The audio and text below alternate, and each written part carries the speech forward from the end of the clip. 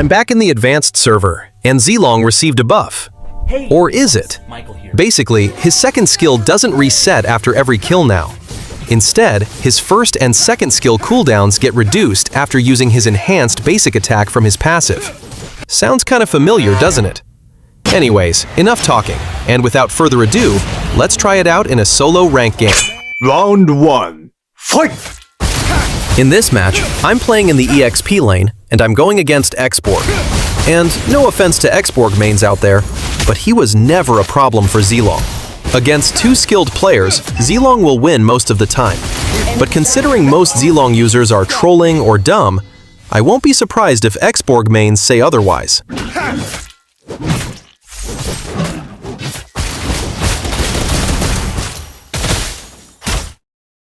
Nothing scares me, not even death. I'm not sure if Xborg underestimated me here, but he definitely did something stupid by thinking he's untouchable after he got his Paraga armor, considering he doesn't have his flicker anymore. Aside from his passive adjustments, they also decreased his main attack speed attribute by a tiny bit. In exchange, Zilong hits harder now as he levels up. Back then, he only got 93 physical attack at max level, but now he gains 140. To put that in comparison, that is 2 Blade of Heptases once he reaches level 15, which is actually pretty decent.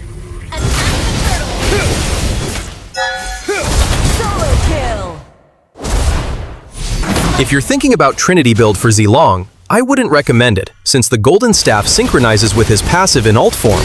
So yes, your attack speed is fast, but your passive remains the same, so you just end up with less burst capability. Probably if most enemies is tanky it can work, but critical build is still better most of the time. Boy, ain't no way, boy. Boy, ain't no way, boy. Yeah, baby!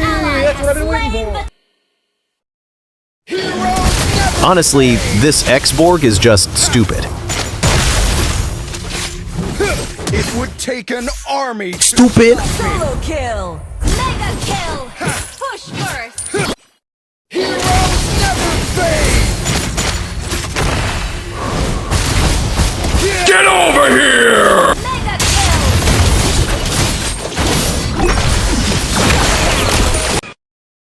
kill!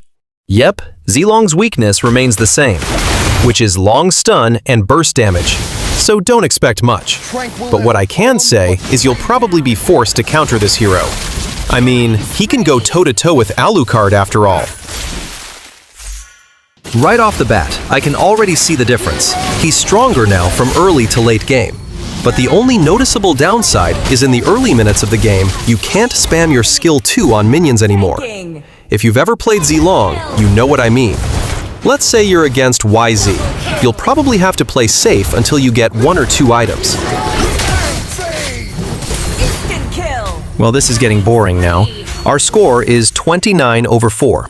So, yeah, I got lucky in this game with great teammates. So let's fast forward already.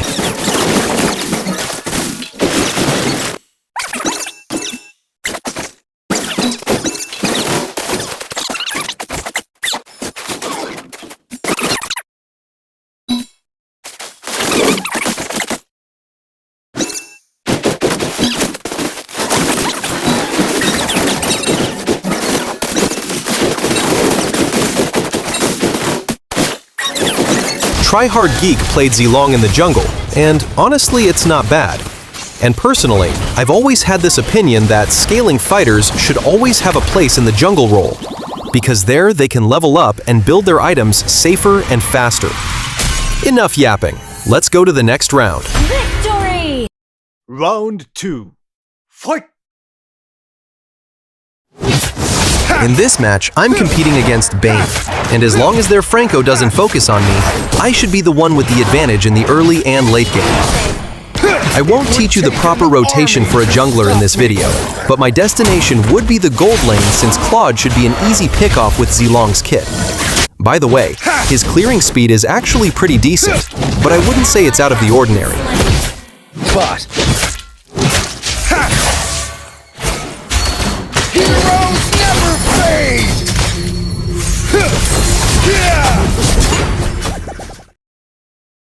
If you look closely, the turtle can't be seen in its natural position, and that could only mean one thing, which is that it's getting pulled towards the enemy side. If you don't know, most of the bushes very close to and around the turtle and Lord are supposed to give you vision of the objective. This is so you can get information on what's happening without putting you in danger and potentially steal it. Heroes never fade!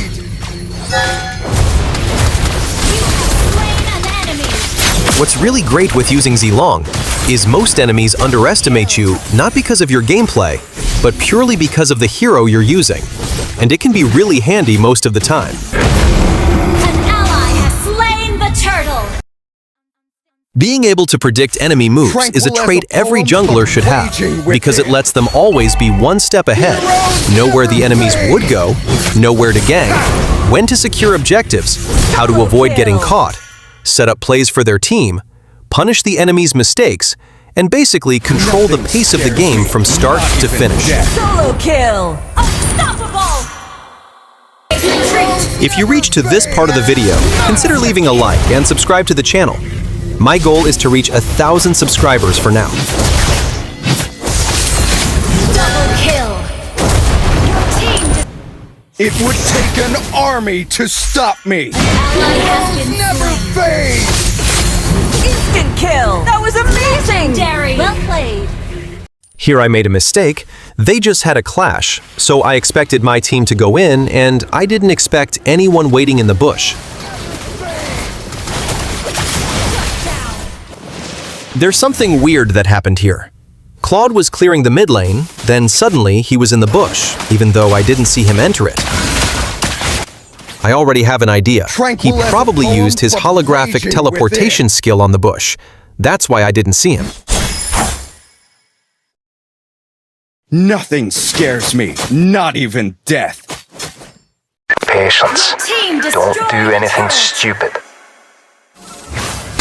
Heroes never fade! Killing spree. Instant kill.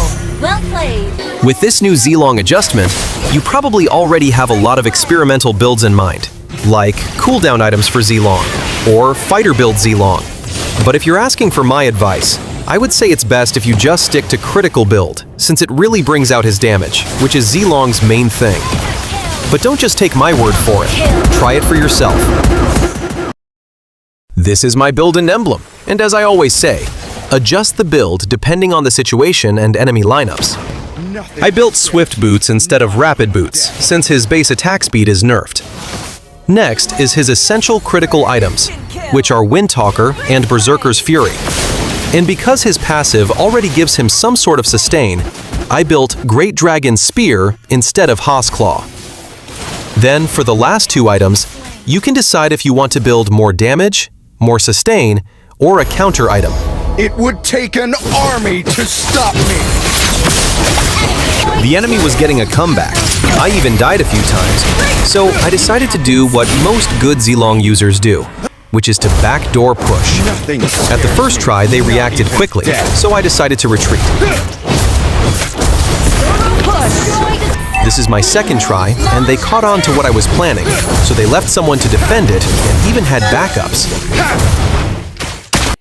On my final split push, they reacted too late, even though they already knew what I was going to do, and they were 3 men down. Overall, this is definitely a Zilong buff, and a good one at that. But it doesn't change the fact that he's still Zilong, so you know when he's good and when he's not. He will probably be used more in mythical rank and below, but I'm sure you'll also see a rise in popularity even in higher ranks for a few days, since that's what always happens when a hero is buffed.